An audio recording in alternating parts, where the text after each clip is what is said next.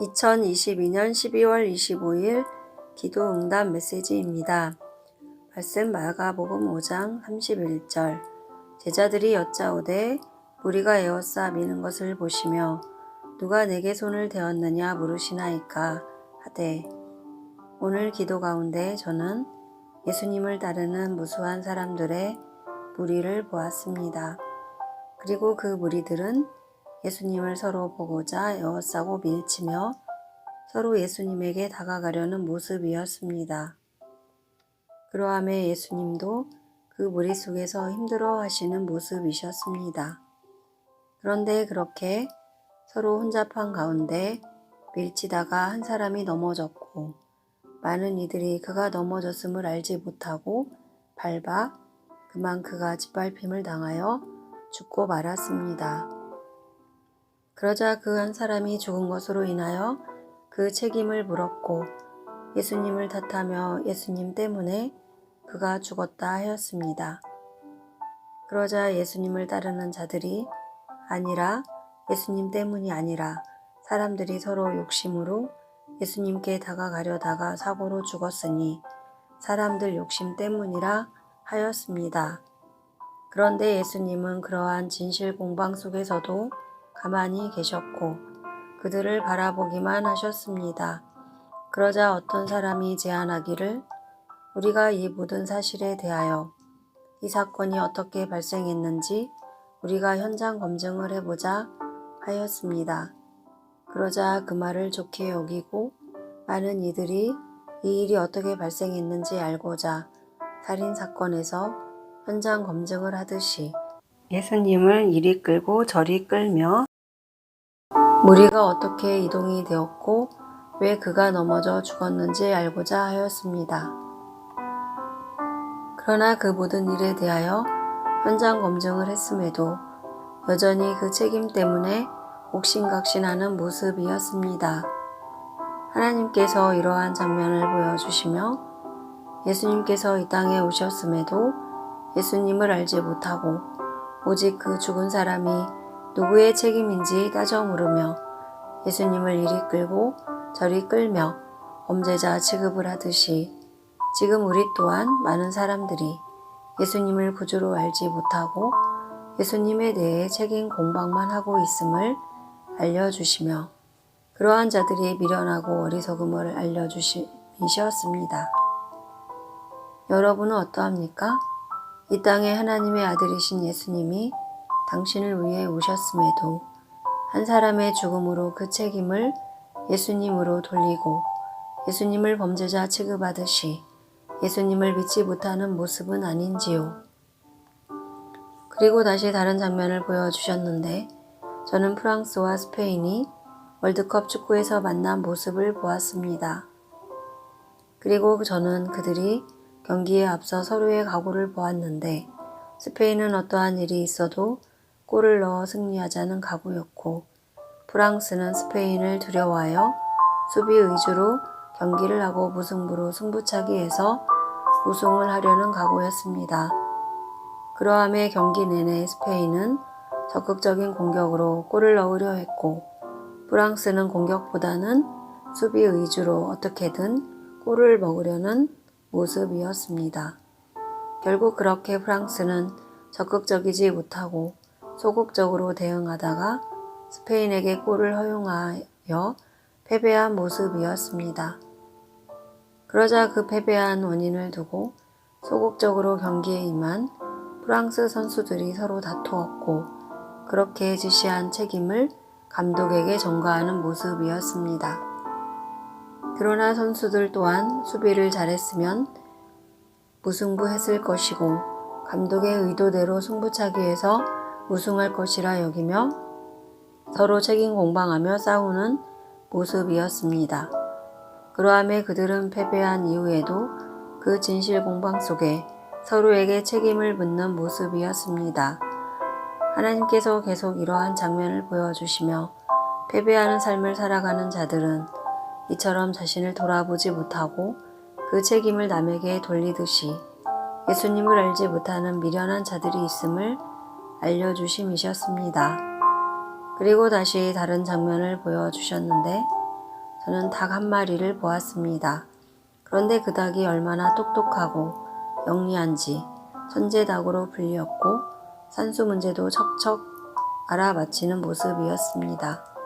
그러함에 그 닭이 TV 방송에 출연하게 되었고 그 닭에게 한 문제를 제시했는데 더하기 빼기는 너무 쉽게 하여 곱하기 문제를 그 닭에게 보여주었습니다.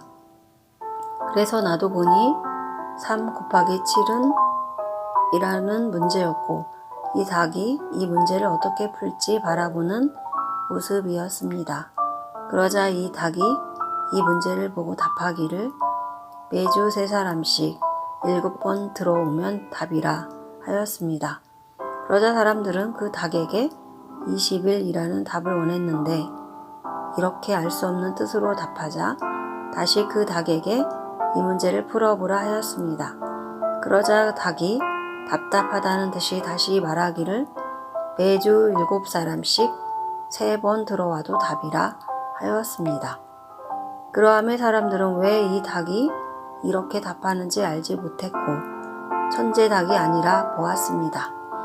그러나 저는 그 닭이 왜 이렇게 말했는지 알 수 있었는데 천재 닭은 바로 2029년 닭띠해를 의미한 모습이었고 그 닭띠해까지 우리가 7년을 기다려야 하기에 또 그 7년이 되기까지 휴거 신부로 준비하여 성부, 성자, 성령, 삼위일체 하나님의 인도하심을 받아 천국으로 들어오라는 뜻이었습니다. 성삼위일체의 하나님. 그러나 사람들은 알지 못했고 그 닭보다 미련한 모습이었습니다. 하나님께서 이러한 신기한 장면을 보여주시며 많은 이들이 12월 25일 예수님이 오셨다고 성찬절을 알고 있지만 다시 오실 예수님에 대해서는 알지 못하고 준비하지도 않아 이 닭보다 어리석음을 알려주심이셨습니다. 그러므로 나는 당신이 2028년과 2029년을 중요하게 여기고 그때까지 성부, 성자, 성령님의 인도함을 받고 거룩하고 성결한 신부로 준비하여 사랑하는 예수님을 만나기를 바랍니다. 저는 오늘 이렇게 응답을 받고 한 가지 궁금한 것이 미국에 대해서는 하나님께서 바이든 정부에서 트럼프가 집권하고 다시 그 트럼프 정부에서 오바마가 집권하여 버락 오바마 그가 적그리스도가 된다고 알려주셨는데 그 시기를 계산해 보면 2029년쯤 되기에 그럼 우리나라는 윤석열 정부가 끝나고 다른 정부에서 이루어질 일이기에 윤석열 정부 이후에 누가 대통령이 되는지 궁금하여 여쭈었습니다. 그러자 한 장면을 보여주셨는데 저는 거대한 공룡 한 마리를 보았습니다. 그리고 그 공룡은 티라노사우루스와 같았고 그 크기는 고질라와 같아 그 어느 빌딩보다 큰 덩치였습니다. 그런데 그 큰 고질라와 같은 공룡이 하늘을 날아오르더니 하늘로 날아다니며 큰 이적을 펼치는 것이었습니다. 그러함에 세상은 온통 공포와 두려움이 가득했습니다. 그래서 내가 이 장면을 보고 하나님께 윤석열 정부가 끝나면 더욱 두렵고 무서운 대통령이 대한민국 정부를 이끌게 되는지 여쭈었습니다. 그러자 행복과 기쁨이 가득한 장면을 보여주시며 이 뜻을 풀어주셨는데 거대한 공룡이 하늘을 날아다니는 것은 그것이 대통령을 의미하는 것이 아니라 거대한 휴거 사건이 있을 것이며 그 휴거 사건에 버림을 받은 자들은 공룡과 같은 공포와 두려운 일이 되며 휴거되어 주님을 만나는 자들에게는 가장 행복하고 기쁜 날이 될 것을 알려주심이셨습니다. 데살로니가전서 4장 17절. 그 후에 우리 살아남은 자들도 그들과 함께 구름 속으로 끌어올려 공중에서 주를 영접하게 하시리니 그리하여 우리가 항상 주와 함께 있으리라. 그러므로 깨닫기를 바랍니다. 12월 25일 이 땅에 아기 예수님으로 오신 예수님만 바라보시지 마시고 다시 이 땅에 강림하실 부활하신 예수님을 바라보시고 휴거 신부로 단장하여 준비되시기를 바랍니다. 당신이 이처럼 7년이 넘도록 하나님의 뜻을 받고 또 앞으로 7년 가까이를 하나님의 뜻을 받으며 휴거 신부로 준비케 하심에도 3 곱하기 7은 20일 이라는 답만 알고 성부, 성자, 성령님의 인도하심으로 7년을 기다리는 것을 알지 못하여 영리한 닭보다 못한 어리석은 사람으로 드러나지 않기를 바랍니다. 이처럼 매일 놀라운 뜻을 주시고 오늘은 예수님이 오셨음에도 현장 검증하며 범죄자 취급하듯 다시 오실 예수님에 대해서 알지 못하며 그 패배한 경기에서 서로 남탓을 하듯이 패배하는 삶을 살며 우리에게 2029년이 중요함을 알려주심에도 알지 못하며 윤석열 정부 이후에 두렵고 무서운 사건, 휴거가 있음을 알려주시며 그날이 휴거 신부들에게는 행복하고 기쁜 날이 될 것을 알려주시는 전능하신 하나님께 모든 영광과 감사와 찬양을 올려드립니다.